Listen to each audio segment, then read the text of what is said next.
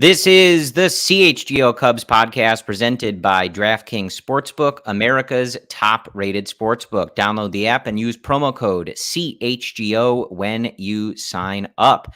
Hello, everybody, and welcome into the CHGO Cubs podcast. My name is Corey. I am joined, as always, by Brendan. You're back. And we are here for your Sunday edition, the weekly recap. It is Sunday, May 21st.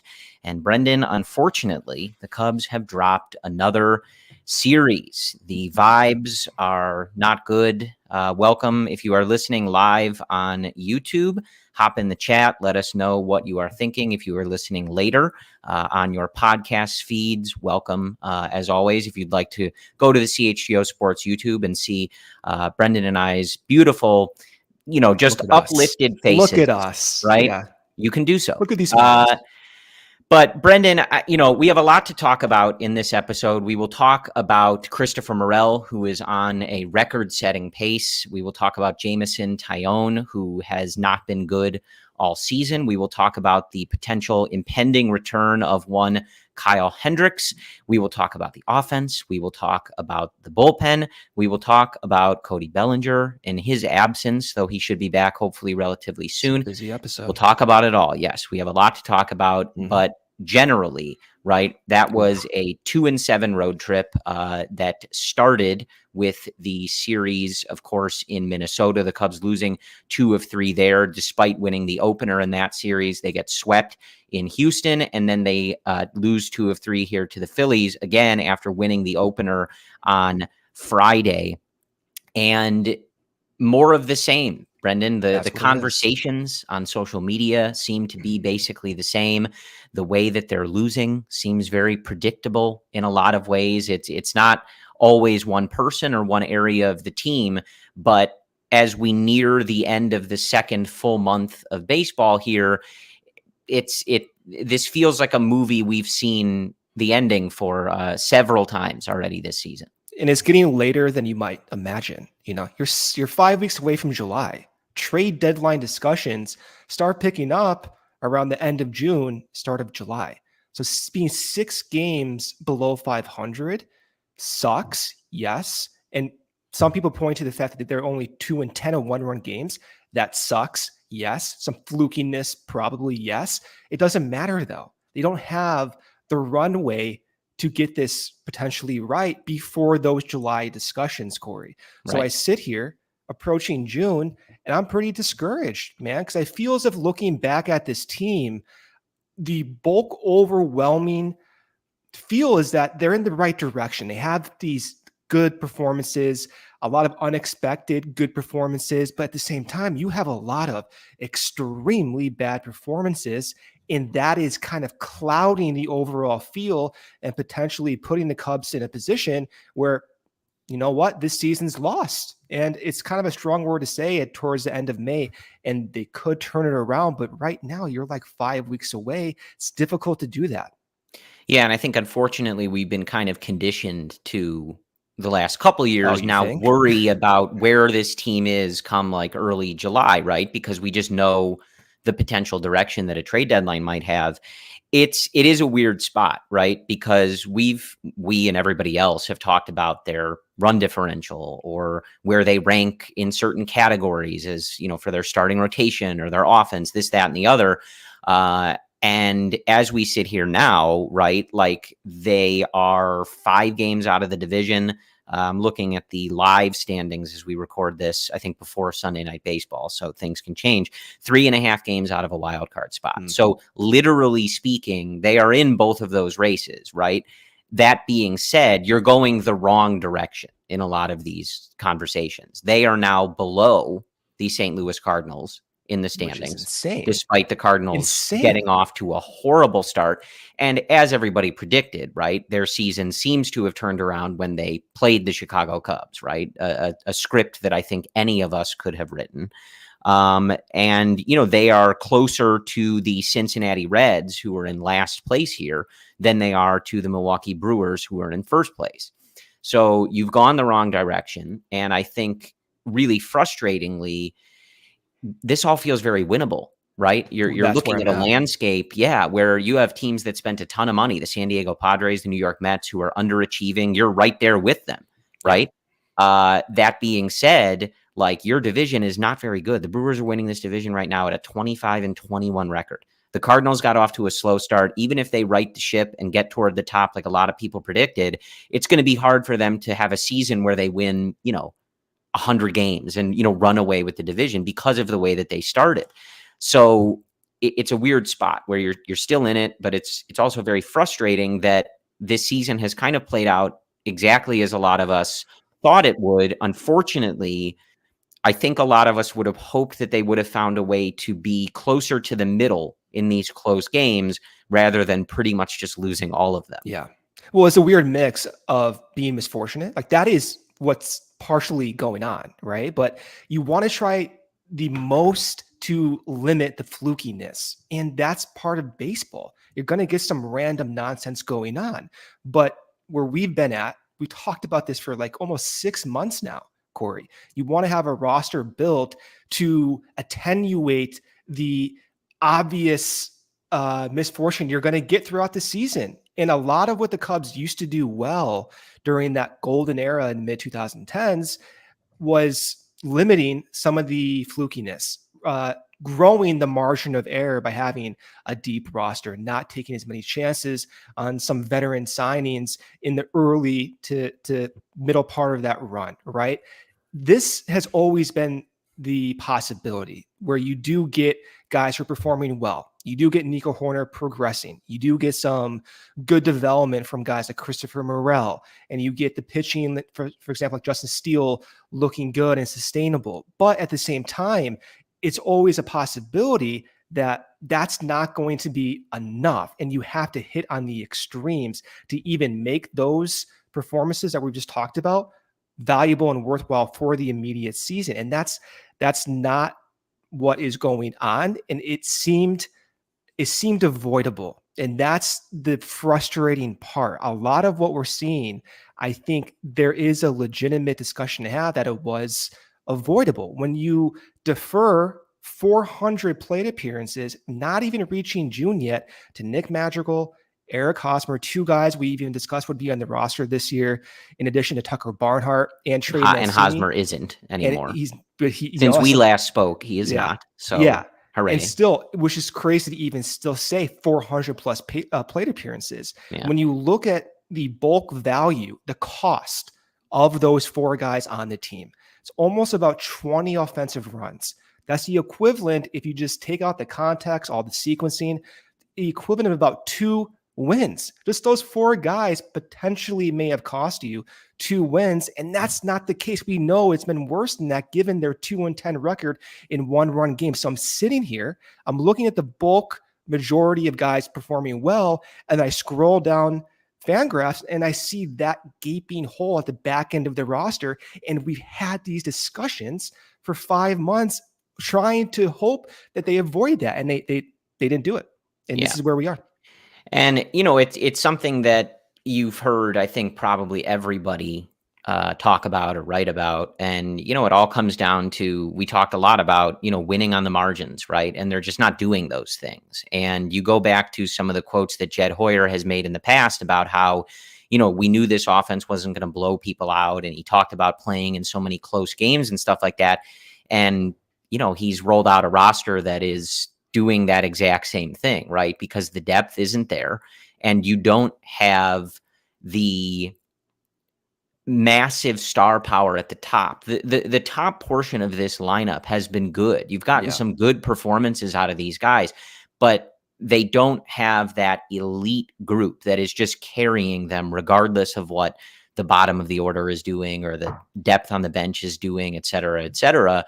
And you're seeing that pay dividends, right? You didn't build a strong, sure thing bullpen. You're seeing that pay dividends, right? Same with the back end of the offense. And this was always possible, that despite getting a really good start from Cody Bellinger, Seiya Suzuki looking really good over this last stretch, and his numbers overall looking really, really strong. Ian Happ, really good start to the season. Nico Horner, Dansby Swanson, etc.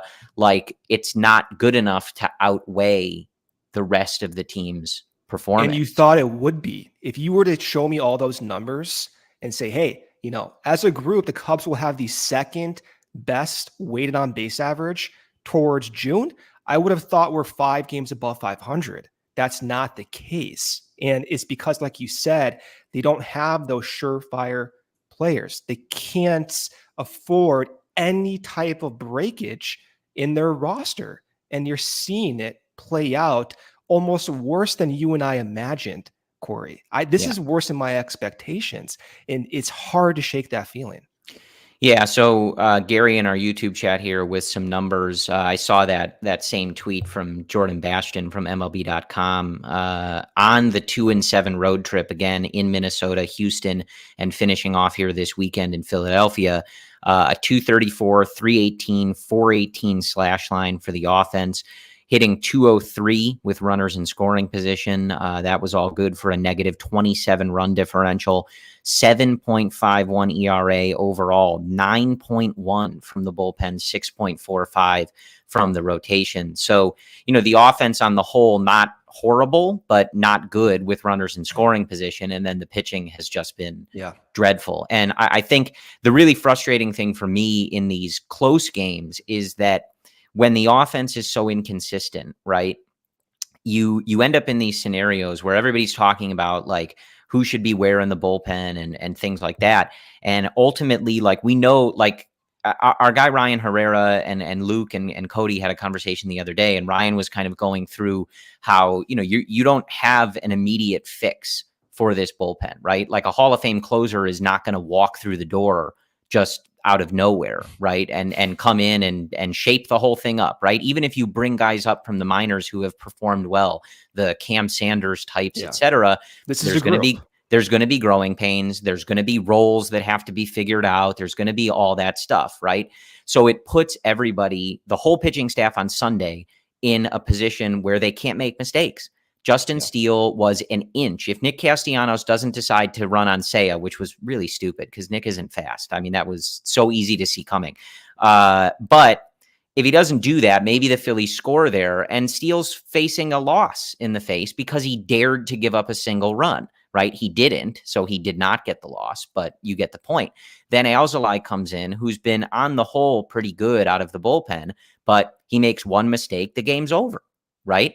So it just puts this whole pitching staff where we're all going to feel worse about the bullpen, which isn't good and hasn't been good, but we're all going to feel worse about it because blowups are going to happen. And when your offense is so inconsistent and you're playing so many one-run games, you're going to feel those blowups. They're going to hurt because they're most likely going to cost you games. So it's just a rough spot to be in. And, this road trip also this week, that you and I are covering, I think we'll predominantly talk about this Phillies series, but, we are covering the whole week here since you and I last spoke. Like, it also included that just dreadful loss in Houston where they blew that late lead with Leiter and Keegan. Keegan ultimately gets optioned after that outing, and just, one of the worst losses, I think, in recent memory. So this team is not doing well on the margins. They are not doing those little things well. They are not getting production out of the back end of their offense. They are all over the place as far as bullpen roles and things like that. And you have a lot of moves. I think Dansby looks really good. Cody Bellinger obviously looks like a success for what you signed him at, but Jed definitely missed on some of these other moves, at least in the early going here. Jamison Tyone, we'll talk about that. We'll talk about, but yeah, it's frustrating, man. It's frustrating because I think, again, this division looks really winnable. And right now, it wasn't something where I think that you could have spent one off season and done X number of things to immediately put this organization into the World Series conversation and just be good to go for the next several years, right? It's a lot of moves, and it's not always that simple, right? It's not, but you can continue where they're at.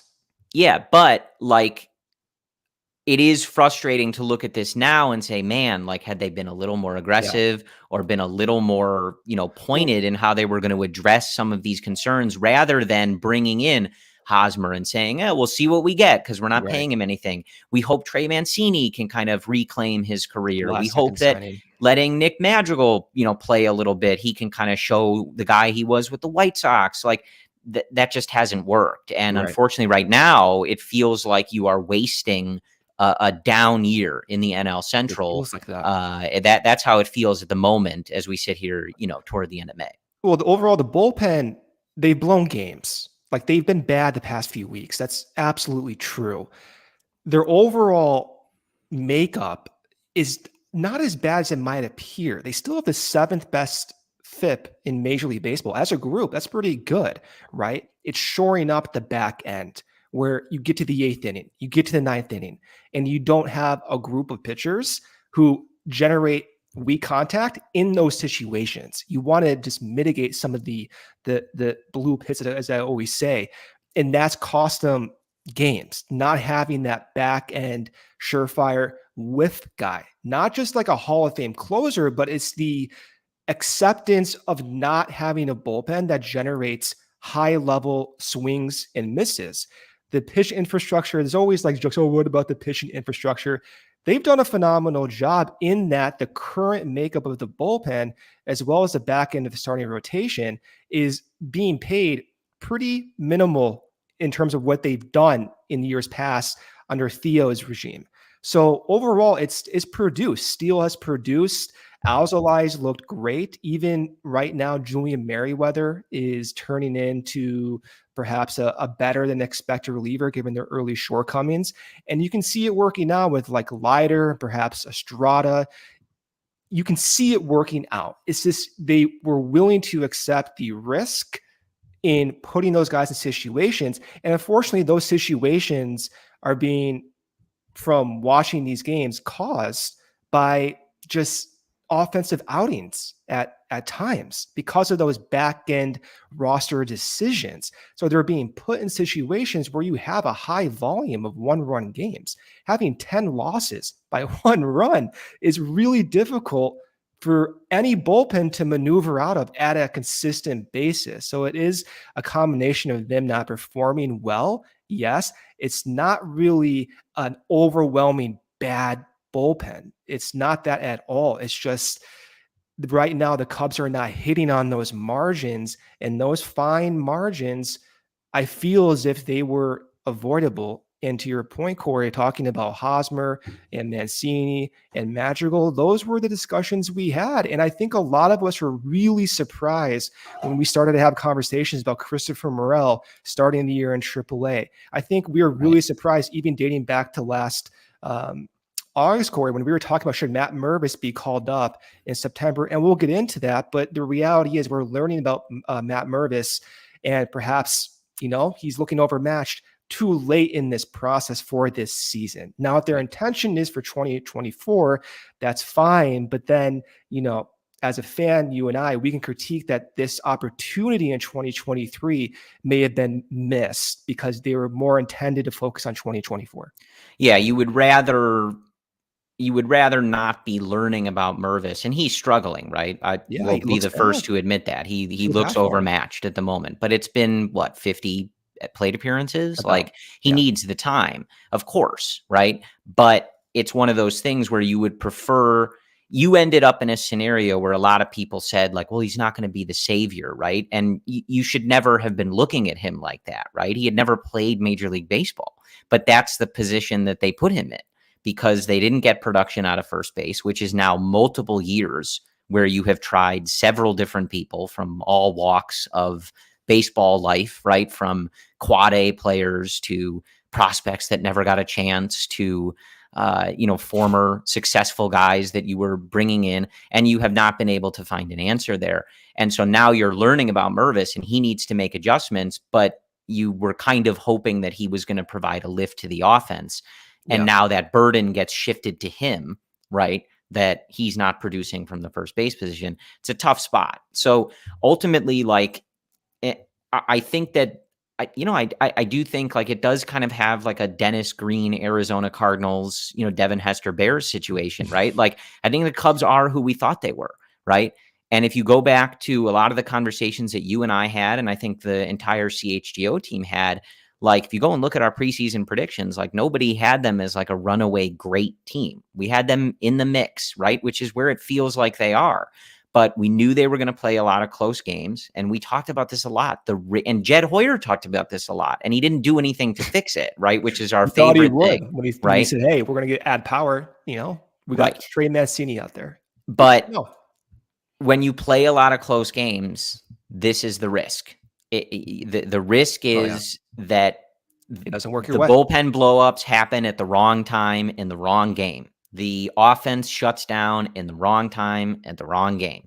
Injuries happen and you end up, look, I know injuries happen and things like that, but the lineup to the bottom of the lineup today features Mike Tauchman, who walked a couple times and like looked fine. He did get picked off and made a nice catch, but you've got him in the 5, Christopher Morel in the 6 for a reason that I can't understand.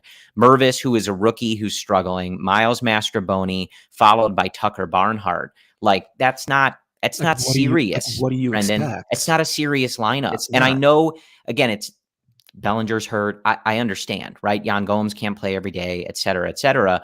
I didn't build the team. I don't get paid to build the team. I don't get paid to build the depth on this team. That lineup sucks, Brendan. It sucks. Flat out. It sucks. And that's what you're rolling out there, trying to avoid losing another series and having a dreadful road trip. And that's what Ross rolls out there. I don't want to get into. I don't think we have time today. I think we have too many players to discuss. Yeah, I don't think we have time. I think ultimately for me, at some point. At this moment in time, if I were going to give you a too long didn't read version of my feelings on it, I think Jed gave David a flawed roster, and I don't think David is good enough as a manager to overcome that. And I think in some areas he probably makes it worse. Yeah. With if you gave David Ross the 2016 Cubs, I don't think he prevents them from winning the World Series. Which they did. They did win the World Series with Joe Madden. Yes. Yeah. But when you give him a flawed roster like this, with a bullpen that has roles to figure out and an offense that is struggling, and I don't think he's good enough. And I think he's made plenty of mistakes that have contributed to these one-run losses. But Jed Hoyer put this roster together. So it all goes together. How you'd want to lay out who you want to blame and things like that. That's up to you. But I think this is what happens when you build a team that's destined to play a lot of close games. You run the risk that you lose a lot of them. That's just how it goes. All right, let's take a quick ad break here. We'll get back to this. First ad break here from our sponsor, Shady Rays. Take on the sun with gear built to last. Our friends at Shady Rays have you covered for the warm weather ahead with premium polarized shades at an affordable price. Shady Rays is an independent sunglass company that offers a world-class product that's just as good as any expensive pair that I have worn. They're durable frames and extremely clear optics for outdoor adventures. That's not all. Shady Rays offers the most insane protection in all of eyewear. Every pair of sunglasses is backed by lost and broken replacements. If you lose or break your pair, even on day one, they told us they will send you a brand new pair. No questions asked. Wear your Shady Rays with confidence because they have your back long after you purchase. Together with their customers, Shady Rays is also providing much needed support to nonprofit partners across the U.S. through Shady Rays Impact, from building play sets for pediatric cancer patients to providing young adults with MS the outdoor adventure of a lifetime. Shady Rays is making an impact in your community and others like it now and for years to come. If you don't love your Shady Rays, exchange them for a new pair or return them for free within 30 days. There's no risk when you shop. Their team always has your back. Exclusively for our listeners, Shady Rays is giving out their best deal of the season. Go to shadyrays.com and use code CHGO for 50% off 2+ pairs of polarized sunglasses. Try for yourself. The shades rated 5 stars by over 250,000 people. And for Memorial Day, Shady Rays Memorial Day sale is live right now. Go to shadyrays.com and get 35% off sunglasses. Try for yourself the shades rated 5 stars, again, by almost 250,000 people. Second break here from our sponsor, Game Time. Game Time is the place for last-minute tickets. Forget planning months in advance. Game Time has tickets on has deals on tickets right up to the day of the event. Get exclusive flash deals on tickets for football, basketball, baseball, concerts, comedy, theater, and more. The game time guarantee means you'll always get the best price. If you find tickets in the same section in row for less, guess what? Game time will credit you 110% off the difference. I'm going to be using Game Time to buy the upcoming Cubs Padres games tickets. I may not want to go to the series, Corey. So I may need to rely on Game Time. If the Cubs start looking better, I'll use that app the same day. I know I'll be getting the best tickets and the price guaranteed through their app. It's the fastest growing ticketing app in the country for a reason. Get images of your seat before you buy so you know exactly what to expect when you arrive. Snag the tickets without the stress with Game Time. Download their app, create an account, and use code CHGO for $20 off your first purchase. Terms do apply. Again, create an account and redeem code CHGO for $20 off. Download Game Time today. Last minute tickets, lowest price, guaranteed.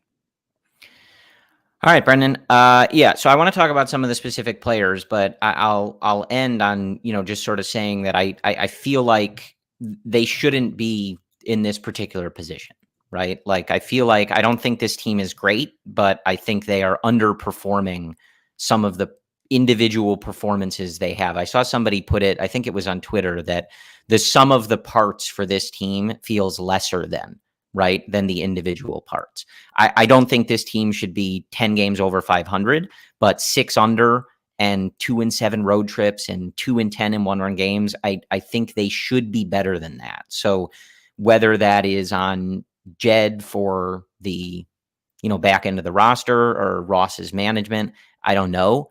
But I just think that some of the individual performances they've gotten, I think, should have them in a better position. That's just my, 2 cents on it. But yeah, as some of the YouTube chat is pointing out, it's a long season. And they, as we started the show by saying, they're in all of these races. So they do, if they can get it turned around and start playing better baseball soon, like, they'll find themselves right in the thick of things, because that's pretty much where they are. But if you're, let's put a scenario out there. It's June 30th. You're 1 game below 500, and you're 3 games back of the wild card. You think Jed's going to go out and buy? There's no way. Yeah. There's no way. That's the fear. As I said, we've been conditioned as a fan base, unfortunately, to assume that in some of these years, the front office is fine selling pieces at the deadline if they're not fully in it. So I think that's where sort of the urgency comes from, right? But the urgency isn't there, though, Corey. Like, that's the thing. Like, the writing's on the wall. They will not buy at the deadline unless they have a significant turnaround at this point. It's not early anymore. It's almost June. We'll see. It is a shame, though, like the road trip, because I think I would love to be talking more about some of the performances that they're getting, right? Justin Steele coming back from a bad outing previously, 6 innings, 4 hits, no runs, 1 walk, 6 strikeouts, 2.2 ERA on the season. He was fabulous against this Phillies lineup on Sunday. Christopher Morel is in the middle of a stretch that, we just have not seen. I don't think ever. He has 8 home runs in 11 games. I mean, that is just Sammy Sosa. Truly absurd what he is doing. He is the first Cub in franchise history since 1901 to hit 8 home runs in his first 11 games. And, sure, he's striking out plenty, right? He's got a 37.5% strikeout rate. But he has a 957 slug, Brendan. So strike out all you want if he's going to homer litter every game, which, to be fair, right, is what he was doing in Iowa. So a lot of people were like, well, he's striking out too much, like blah, blah, blah. Like, he's doing almost the exact same thing. He was homering basically every day and striking out a ton.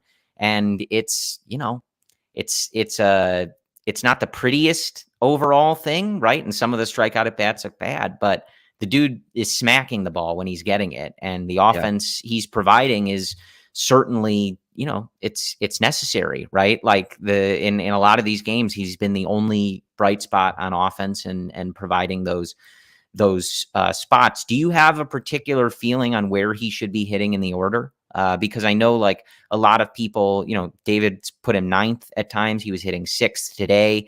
And it is sort of a tricky thing to balance, right? Because he is striking out a lot. And for a team that's struggled with runners in scoring position and, isn't really performing in that way, the way that you want, where do you think the ideal position, now that Nico's back? I know he led off a few games while Nico was out. Where is it? Let's say, I don't expect him to homer in every 8 out of 11 games. Clean up. But he might, right? Let's say some version of this is how he looks for the rest of the year. High K rate, a lot of power, a lot of slug.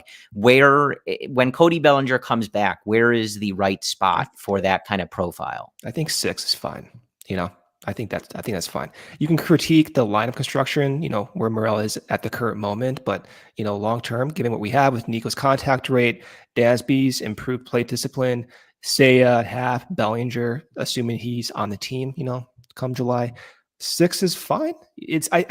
There's still so many other possibilities in this lineup where I feel as if it's not even worth talking about his lineup construction. I feel as if it's more.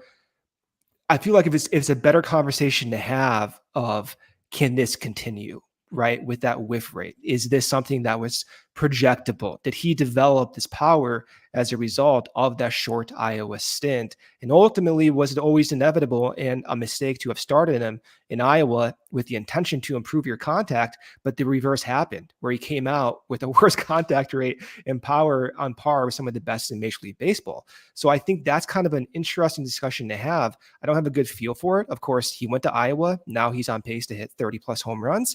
That's what happened. Was it always inevitable? I'm not sure. But his profile as it stands right now is almost identical to what we saw in early Javi Baez days, where he was whiffing 40% of the time and showcasing top-tier power. Ultimately, Javi adjusted in 2017, 2018, improved that contact rate to an acceptable level, and he had an MVP-type season. That's a lot to ask for Morel, and it's kind of like a lazy comparison to make between the two. But in terms of what the Cubs have had in years past, Javi and that ultra extreme whiff rate, similar to what we saw with Patrick Wisdom in 2021, you have to eventually make those adjustments, or ultimately that's not going to last. Yeah. And but obviously the team needs this. They needed his energy and his performance at the plate. And I'm not going to get too deep in the weeds, but I would have liked to have seen it when they broke camp. I don't buy that any of this time in Iowa was necessary. He's not really not really a better defender, which I think you would have hoped like that would have been part of it. He wasn't even playing, he's not even playing third base, which is sort of where we thought he might end up. So it's frustrating because we may look back at this come the offseason and we look at where are the holes on this roster, and third base might be a hole. Right? Yeah. Wisdom could still be on the team, but we're going to look back at this time and we're going to always remember they gave Nick Madrigal the first opportunity, and not Morel. And like for years, we've tried to understand, how do you develop Ian Happ and Schwarber and this large group of prospects in a logjam? And a lot of them ultimately had to leave the roster. Schwarber, there was no room. Didn't tender him a contract given even some of the financial restrictions, but there was just no room. They put Ian Happ in left field. Ian Happ himself said on this show that him being in left field consistently, one, made him a better hitter, and two, allowed him to adapt and grow as a defensive Gold Glove left fielder. And it's like, you can apply the same logic to third base and Christopher Morel. And their intention was the complete opposite. Let's not even play Morel at third base. Let's give Nick Madrigal the first shot. And as a fan, personally, I'm very frustrated with that. I can understand the process in general, but as a fan, that's something that I just will never accept. I have a hard time accepting that was the obvious best path forward. And so far, it has not worked whatsoever, and it's actually been worse than my expectations. Yeah. Well, they have him now, and he's homering in basically every game. So hopefully, he continues to get in there, and the offense rounds into form a little bit more. I do want to get to one of the guys that has been struggling, and that's Jameson Taillon. That's been a pretty big topic, and I think a lot of people are curious, in particular, for your thoughts as the resident pitch doctor here. The first caveat, which is a caveat that we've given on some other signings, like they signed him to a 4-year deal, right?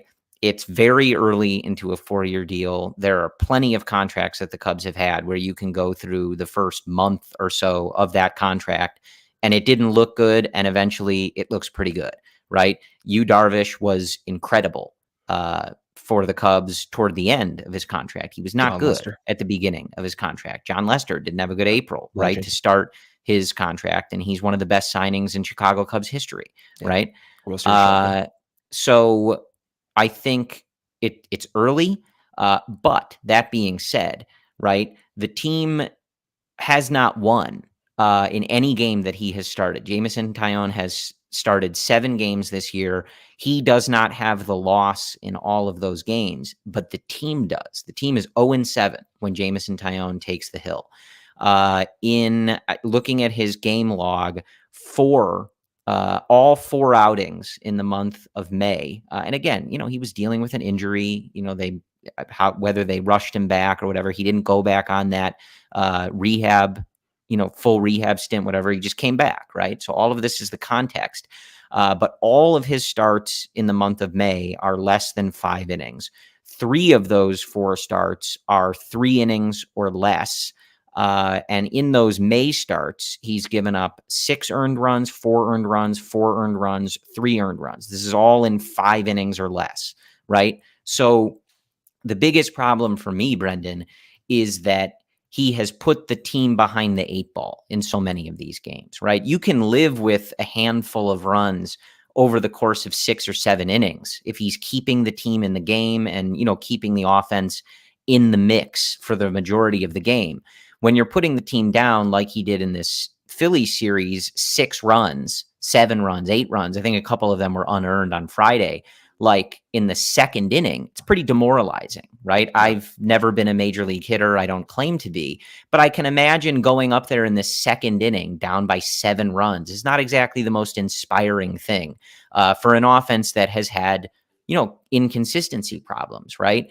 So what are you seeing from Taillon? Where are these struggles coming from? And how do you think the Cubs should best proceed to it's a 4-year deal, right? You have a long time to get him right. And he was very solid for a New York Yankees team that pitches in a hitter-friendly ballpark last year and was in the thick of a playoff race. So it's not like he was pitching in low-stakes games where he was very solid for the New York Yankees. So how do you get him back to where he wants to be?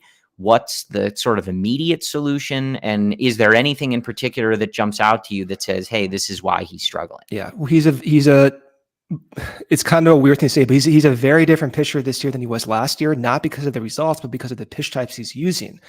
So in a weird way, this kind of reminds me of how they operated with Stroman and Zach Davies. It's a weird combination to have of the two.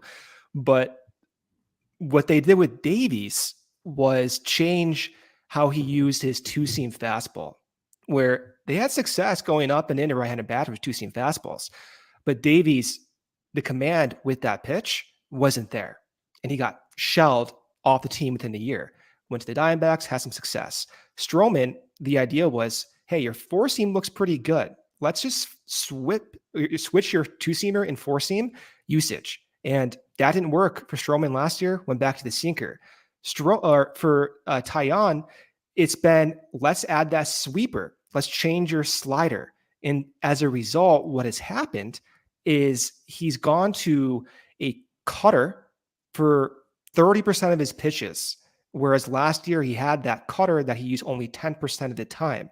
That slider that he was using last year was used about 18% of the time. That slider's not really used. It's more of that sweepy looking pitch now. So last year with the Yankees, he relied on a slider, relied on a 4-seam fastball, sinker, changeup, curveball, had success, commanded very well, just didn't get the whiffs. Comes over to the Cubs, add in the sweeper. Now let's start throwing your hard cutter way more often, 3 times more than you're accustomed to. And let's see if that works. It hasn't worked. And then in particular, too, this is the weird thing. I don't really know why this is happening, but if you look at just his sinker command, thank you, Joey. If you're on the YouTube channel, you can see this. On the left, you can see his location of his sinker, which is basically down and in to the kneecaps of right-handed batters. He can also throw that towards their hips as well. Now, if you look at 2023, that sinker command has leaked over to the center of the plate. Those pitches, those sinkers, are costing him all the runs that we're seeing. It's not like the hanging curveballs that we saw with Schwarber getting shelled. That's a problem, yes, but the majority of the runs given up are coming because that sinker command is just not there. So then the idea is, okay, well, if you have the cutter being used 3 times more often, if you have this sweeping slider, which is looking pretty good, but still maybe not completely comfortable, what is that doing to his overall command, his overall mindset, his overall feel for the pitches he's been using for, the majority of his career? Maybe there's a cost, and the cost is you don't have that feel for your pitches that have given you the success. So sometimes when you try to add in new pitch types, it works. It's worked for a lot of different guys in the Cubs. Sometimes you have to dial it back and accept who you are. And it's worked for Stroman. It's worked for Justin Steele. And I wonder if we'll get to the point, it's not saying we're there, or it's not even implying that it has to happen, because his pitches have looked overall good. But I wonder if we'll get to the point where you do have to just dial it back a little bit and get Taillon back to the point where he was successful as a Yankee. And that might be shifting that pitch repertoire a little bit to what he used to use. Who knows? That's something to monitor. I have no idea. Yeah, no, I mean, hey, it's all fair. And I mean, he does have a track record of obviously being better than this. So are you worried about him? No, but like I said, like you need him to be better than blow-ups that last 2 innings, right? The month of May has just been exceptionally rough. And, part of the problem, right? Like Justin Steele, great in this last outing, but he and Stroman had bad outings, right? Guys aren't going to be perfect. And when you're not getting that support, you weren't getting that support from Wesneski, you weren't getting that support from Taillon, it just puts so much pressure on those top 3 guys. It's unsettling now. I will say it's unsettling, right? Yeah, like it is. These are major changes, dude. Like you're trying to majorly change a pitcher who's been successful for like 7 seasons. Yeah. It's like, I like the experimentation, but. And I don't know. Like I said, he didn't go out on that rehab stint after the injury. Yeah, he might still be hurt. Maybe you just need a reset, right? Like take it easy, have a few starts in AAA. Like not everything when you go to AAA, it doesn't have to be a demotion, right? Like it doesn't have to work that way, But if he's not mechanically all there, if it's obviously not going well right now. And, that's kind of the larger point, is that this is something that you obviously need to fix for 2023, but you have him signed for 3 more seasons. No, this has to get on track. You want him to be a contributing member of this rotation for all 4 years of that contract, whether that's as a number 3 starter or a number 5 starter. It doesn't matter, right? You're paying the guy to do it. You need to figure it out. It doesn't have to get figured out tomorrow, but again, the big thing for me is you can't have those starts that just put the offense in such a hole. It's demoralizing. They already have enough problems trying to win 2-1 games, right? Like they don't need to be down 6-0 in the 3rd inning. And I know, of course, it's not as easy for Jameson Taillon to say, oh, well, I should just stop doing that, right? Like I get it, but that's where I start to talk about, hey, maybe it would be better to work through this in AAA rather than at the big league level, because right now the big league level can't afford it. Like they need stability. So we're going to, pause to thank our sponsors here one more time. And then we're going to talk about someone who maybe can come and stabilize this rotation. I don't know. You guys may know him.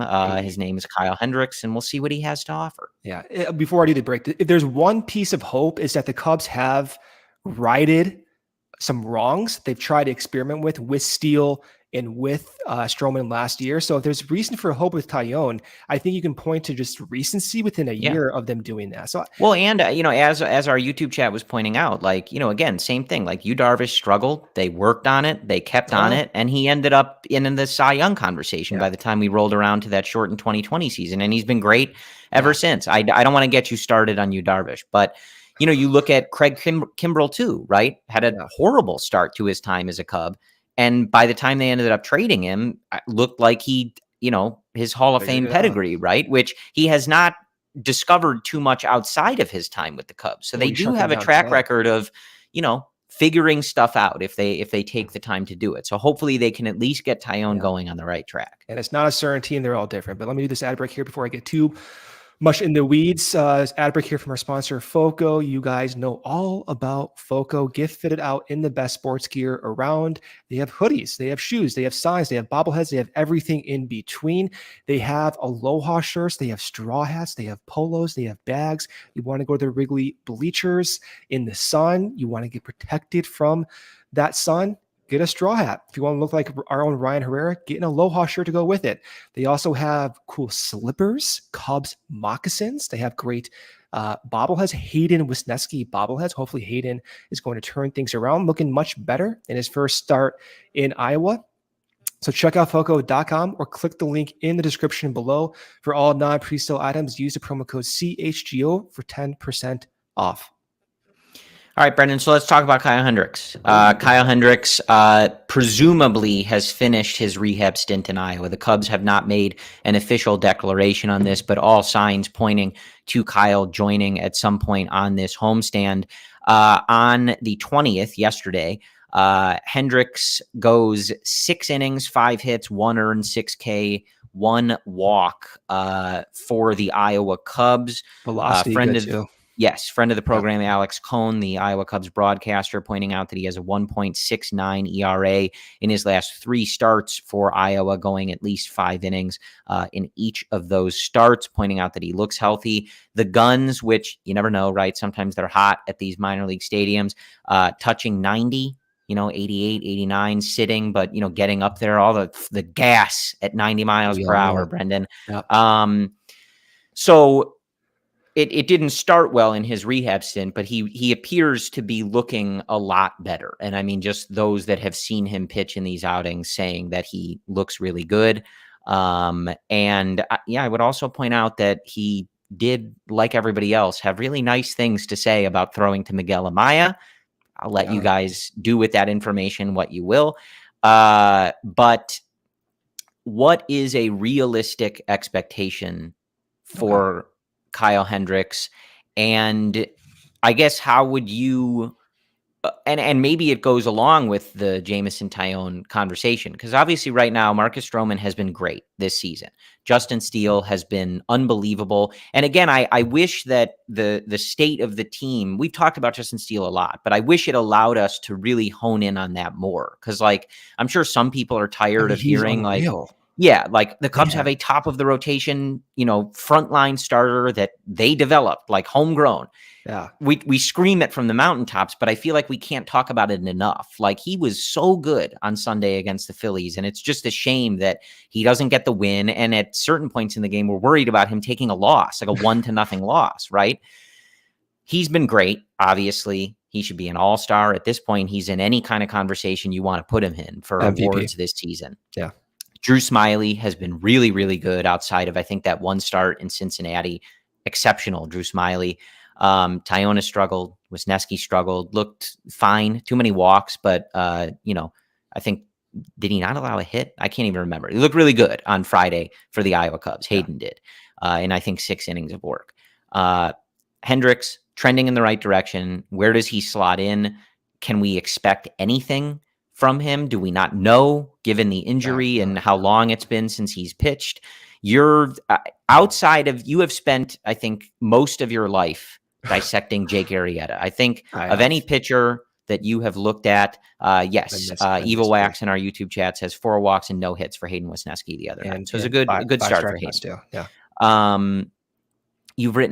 You've studied Jake Arrieta so much, but I think, right, especially because Jake hasn't been here the whole time, Kyle Hendricks is probably a close second. I would say you have perhaps the most intimate working knowledge of Kyle Hendricks of most people on planet Earth. Look at that. So what are we expecting here, if anything, and how would you expect the Cubs to go about their starting rotation once they reinsert him, which they will?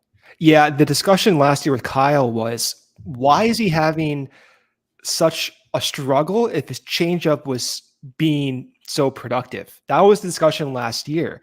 His changeup whiff rate was the highest of his career at a point before he was injured last year. So I'm thinking to myself, like, what is going on here? The sinker is just not being commanded. The velocity is a little bit lower. Of course, it comes out, he has that capsular tear. Makes complete sense. Has to change his mechanics to get beyond some of those problems. And that is the shoulder for the layman. I'm not like an anatomist over here, Corey. I just look at data. That's what I do. So yeah, I don't know.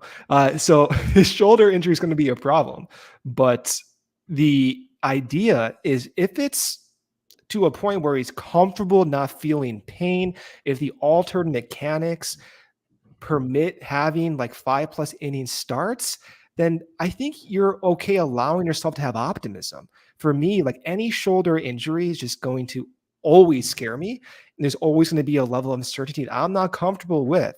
But in Kyle's role, given Stroman, given Steele, given Smiley, his role right now as a back-end starter with that potential is awesome for this team. I think that's where we're at. If you want to rely on Kyle as 175+ inning guy going forward, that's the wrong expectation. But if you want to rely on Kyle giving you quality starts over the next 3 months, if he's saying he feels good, if the velocity looks good, if the changeup continues to get whiffs as it did last season, then the missing link is just getting that command, that sinker to the point where it was before he was injured. And if the injury is gone, then absolutely allow yourself to be optimistic, but always keep that in the back of your mind that he has a capsular tear.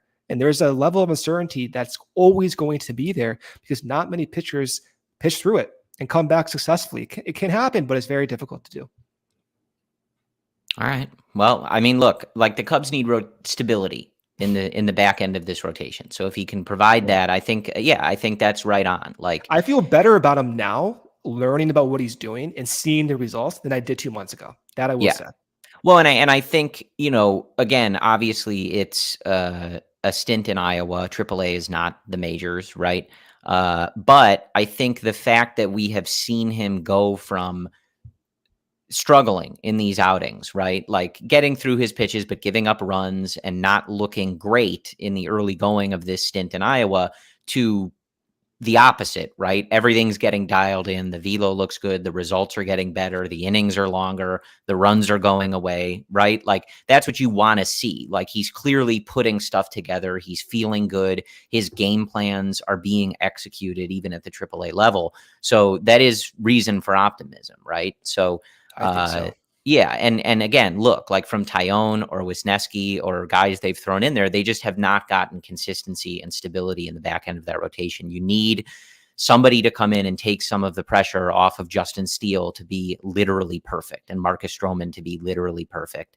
And I think Kyle can do that. If the velo looks good as it has in these outings with Iowa, he has the stuff to make this work. If you're expecting him to be 2016 third place in the Cy Young, Kyle Hendricks, probably the wrong probably the wrong expectation. Probably yes, yeah.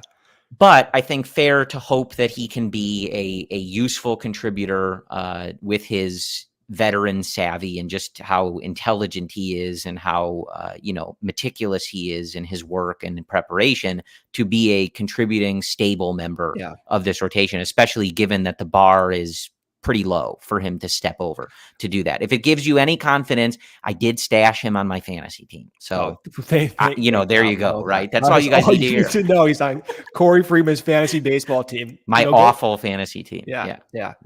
Well, it reminded me too, like Hayden Wisniewski was talking about watching Kyle Hendricks' bullpen. And first off, when Hayden talks about baseball, I know he struggled, right? But when he talks about baseball, like the amount of enthusiasm on that guy's face is unparalleled. Like he buys in to every small detail so much that I get pumped up listening to Hayden talk about baseball. But he was saying that when Kyle throws his bullpens, it's robotic. He's never seen anything like that. He gets the ball.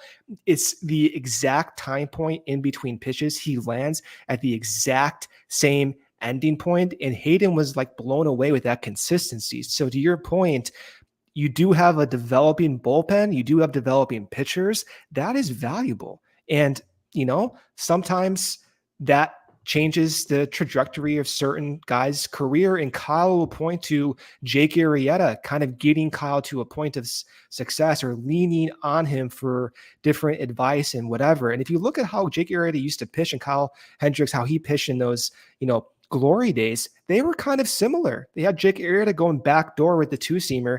That was Kyle Hendricks' bread and butter. Now, the difference is that Arrieta was not willing to go up in the zone with those two-seamers and four-seamers as much as Kyle did in 2017, 2018. But it's that type of like veteran mentorship that can just unlock something. And similar to your guy, Corey, John Lester, and Justin Steele, you never know what type of information is valuable. Sure. Yeah, absolutely.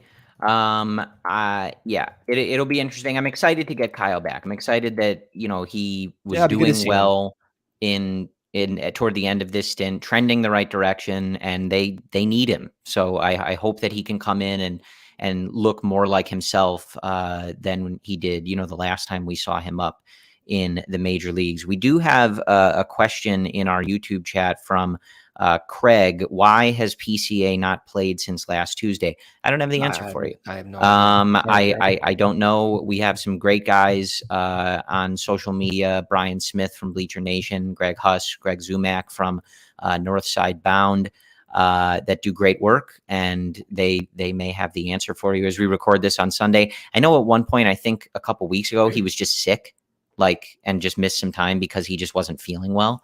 So I haven't heard anything about anything to be worried about. But yes, Craig wondering, hopefully the Ohtani trade is coming. Maybe that is why. Yeah. So I would usually with stuff like this, if we haven't heard anything. Well, now I'm worried. No, don't worry. Craig, why did you have to put that thought in my mind? To me, if we don't hear anything kind of quickly or immediately, like right after a game, or he doesn't get pulled, he probably just isn't feeling well or something like that. Now. Yeah.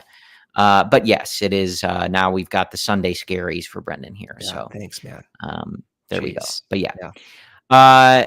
So just a couple more things to hit on. I do want to talk about the bullpen. Adbert Alzolay obviously gives up some runs on Sunday, but overall his ERA still sub 2.7. I think it's like 2.6 on the season. Jeremiah Estrada gets in there, but we have yet to see him in high leverage spots, which is something that I know you've wanted. Julian Merriweather trending the right direction. Yeah. Any kind of movement on your end in terms of where you'd like to see these guys? And, I guess, how do you feel about Ross's usage of everybody? I think, obviously we've seen Keegan get knocked down, option to work on some stuff. He's obviously struggled. But at some point, the Cubs are going to need this bullpen to stabilize and start, allowing them to close some of these games out. So any, concern from the homer allowed by Alzolay on Sunday or anything you're seeing from these guys? It's part of the process with Alzolay, right? I mean, with him, he's been working on 3 different breaking pitches. The bulk value is good from Adbert.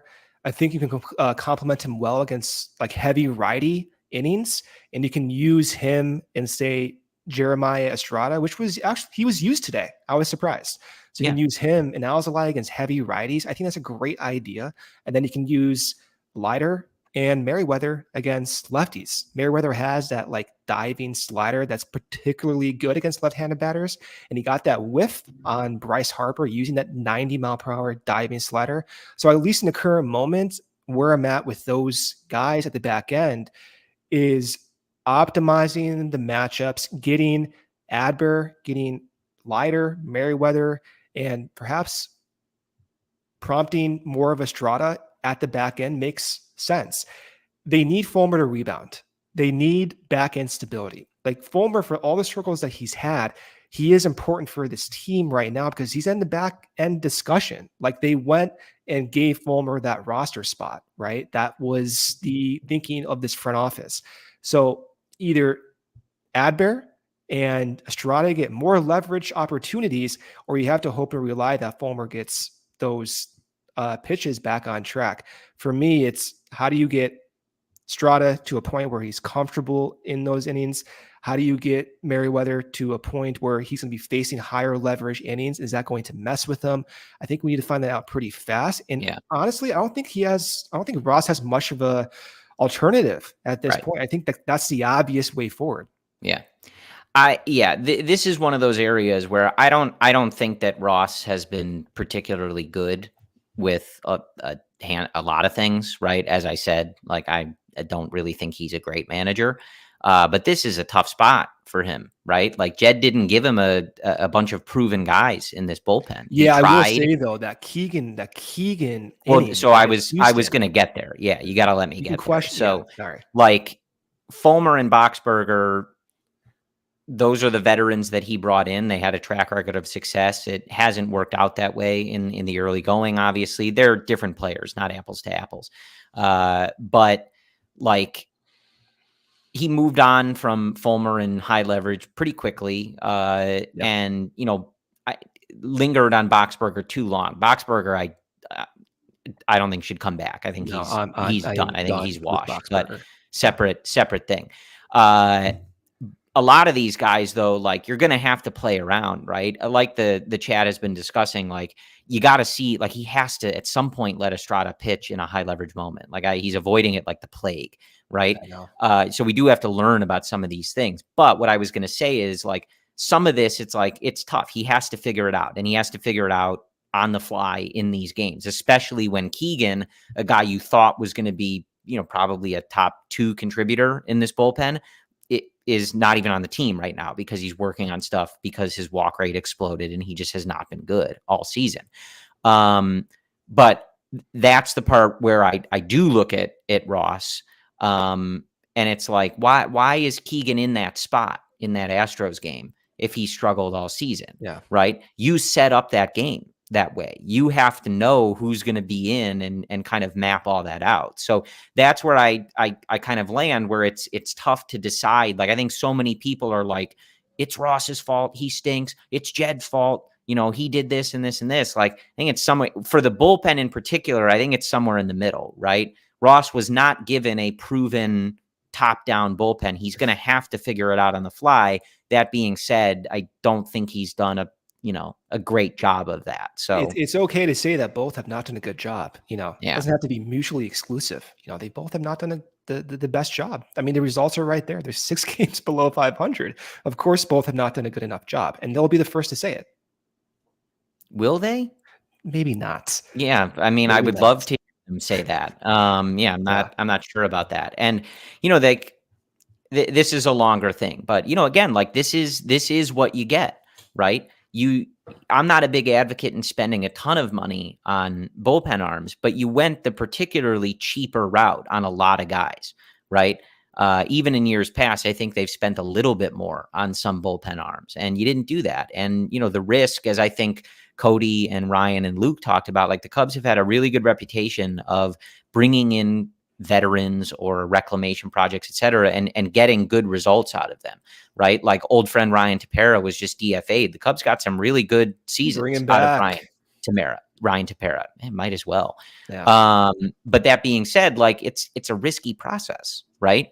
Like you're bringing in older guys and guys that, need to figure stuff out or reclaim their past glory. Like that's a risky proposition. It's not always going to pay off for you. So that's kind of what you're looking at. And I think, Ross is going to have to trust these young guys and let them kind of fall into place as far as the roles go and let their pitching kind of determine that. And it's going to come with some lumps along the way. As of course we saw on Sunday against the Phillies, where Adbert's been really good for the majority of this season. He's had a couple bad outings, but his numbers look really good. Unfortunately, when you don't score any runs, those, once a week bullpen blow-ups from a particular guy, boy, are they going to hurt, right? So now, like, you come home, you have a day off on Monday, and you come back to beautiful historic Wrigley Field. You've got a potentially tough portion of the schedule. The New York Mets, I think, have been playing better, but they haven't been great on the whole. Then you have the Reds, and then at the end of the month here, you have the Tampa Bay Rays coming in. So that is your upcoming homestand this week, the Mets and the Reds with an off day on Monday, and then the Rays to finish it off. But when you start this on Tuesday, no off days. So that's going to be 9 straight days of baseball games, some of which are coming against, probably some better competition. So that being said, like, you got to start winning some games, man. It's, and I think we find ourselves kind of asking for the same thing. Obviously, we're waiting for Cody Bellinger to come back. But I know guys have to play. I know you need the rest. I think the way that some of this has played out, not my favorite from David Ross. I think you have guys in there when Tucker Barnhart's playing, the best other 8 guys need to be playing, right? And I don't think that's always how it's gone. But got to start winning games. You have to clean up on the margins too, and for as much as we talk about, Ross and Jed, like, these guys got to perform too. The players have to come in and do their jobs. Like, that's also been part of it as well. Like, we go back to that Houston game. You and I didn't get a chance to talk about it, but like, you had a several run lead late in the game. I think they showed a stat that teams had lost like 1 game in those particular, all teams across the league in those like particular parameters. Guys got to come in and get outs, man. You have to be able to throw strikes. You have to be able to get outs and hold a 5-run lead, late in the game. You have to be able to execute those things. So it's on everybody. And it's a weird stretch, Brendan, because I think you can look at a lot of this stuff and be pessimistic or optimistic about it. It really is like this team right now feels like looking at a glass of water that is half full, and you can interpret it however you want, right? You can look at some of their overall metrics and say, hey, I think they should be better than 6 games under 500. You can look at some of it and say, they didn't capitalize on that, and now I think they're going to get worse, right? And it's up to you. But they're technically in it, and they've gotten some really good performances. They got to turn it around at home. Yeah, I think I'm looking at it glass half empty at this point. But like, I can wake up tomorrow and I'll look at it glass half full. I swing back and forth on this, right? It's just not to belabor the point, but we knew this was a possibility. Like, we had these exact discussions throughout the offseason. So to see it come to fruition and actually see it be worse than what we thought, it's just very frustrating. As a fan doing this, so often, it just seems frustrating. And it's kind of like a consistent theme where they give more opportunities to veterans, play certain veterans more than perhaps a lot of fans want to see. And ultimately, most of the time, it comes back to haunt them, and it's done the exact same thing this year. So that's where I'm at. I will say, seeing Kyle coming back soon will be fun. Nico back is awesome. Dansby continues to look good with his plate approach, defense off the charts. Steele looking great. So there's a lot to be excited about, and there is still time that's still there. It's just the time is ticking really, really fast, and they have to start winning games this week. They have to come out to Wrigley and blow away these teams, Corey, because we could be talking about this in 3 weeks and time's up. It won't be there. Yeah, I'm in the same spot. I think, if we had come into the season and you had told me that they would get this out of Cody Bellinger, out of Ian Happ, out of where Seiya Suzuki is right now, I know a lot of people were really weirdly concerned about Seiya, which I always thought was weird. He was coming back from an oblique injury and didn't really have a full spring training after his rookie year in the major leagues. Is that why you're wearing your Saber shirt? Yeah. Okay. Yeah. But now is sitting there with a 132 WRC plus and a 366 WOBA, a 195 ISO. Like, that's exactly he looks really good. He's got to catch a fly ball, though, I will say. Yes, he does need to get better in the field. That is weird. Yeah. But if you told me Justin Steele was doing this, Marcus Stroman would come out of the gate pitching like this, Drew Smiley pitching like this, like, I would have been like, they're pretty good, right? Yeah. Like. When Niren says here, 40 and 41 is the goal for now. Yeah, I think that's the goal. Like, in the back of my mind, though, I still wonder if this front office will expend resources on this team, even at 40 and 41. I hope they do. 41, I think Jed's got his finger on the trigger, brother. In a good way or a bad way, though, Corey? No, in a bad way. Yeah, I think so, too. Man. Yeah. Just given how he's operated in years past, you have to think that. We just have been conditioned to think that way. Maybe it wouldn't be how I would operate, but yeah. No, I'm spending $1 billion. Yeah. All right. We got to go. Finish up. We got to let our wonderful producer, Joey, enjoy his Sunday night. But I'll end with this, right? Like, very frustrating road trip. The team has been bad on the road, 2-7 road trip, 6 games under. It's obviously been a bad stretch for about a month now.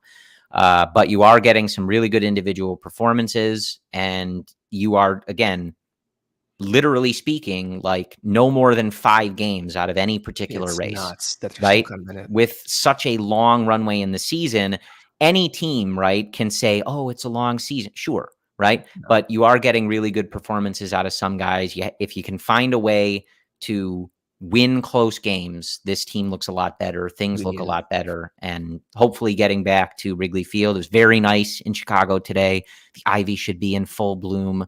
Pat Hughes describing a beautiful, 75-degree day on Tuesday at Wrigley Field. Hopefully it'll get me going, Brendan. I don't know if it'll get the team going, but hopefully. So thank you for thank you for joining us. Luke and Cody and Ryan should be back with you on Tuesday for Cubs pre and post. Obviously, shows throughout the week. Post-game, off-day shows, etc. So be sure to tune in to the CHGO Sports YouTube page. Check out the CHGO Cubs Twitter page for all those, scheduling needs on a particular day if you want to know when the show is going to go live. As always, you can get all of the episodes on your podcast feed, whether that's Apple, Spotify, Google, wherever you get your podcasts. We will be there. And yes, this is fine. That's me right now. I don't know if I said it was fine, but yeah. Anyway, it's sort of fine. Thank you for tuning in to the CHGO Cubs podcast. Don't forget to use that code CHGO when you download and sign up at DraftKings, America's top-rated sportsbook. Brendan and I will talk to you again next Sunday. And as always, go Cubs.